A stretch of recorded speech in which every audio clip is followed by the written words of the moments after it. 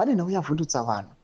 Panguva ino pari kuzikanwa kunzi mutungamiri wenyika yeZimbabwe has traveled to Equatorial Guinea and then achazotravelawo achienda kune dzimwe nyika dzakaita sakana Tokyo nana-Japan nana-Algeria.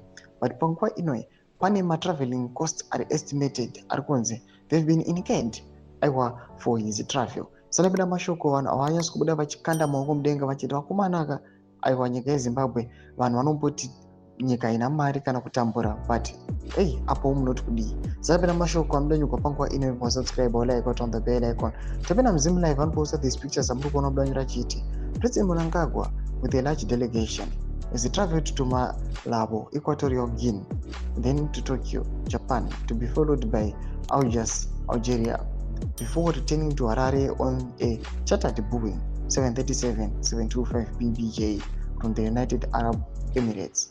This aircraft alone, the estimate cost of $972,000, excluding taxes, permits, or empty leg discounts.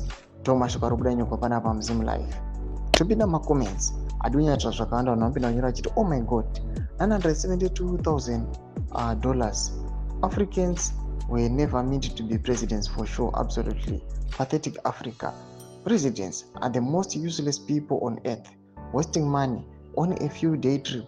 Seriously, when your country is high in poverty. Vanopinda vanyora vachiti enda kupolisi. Vanopinda vachiti they won't talk about sanctions. Vanopinda vachiti less than 1 million zim is cheap. Mafunguro emomwe. Vanopinda vachiti why do we allow evil to prevail? Vanopinda vachiti mayouths achingoti pfe nezhara. Vanopinda vachiti Boeing 737 haiwanzorasa zvayo.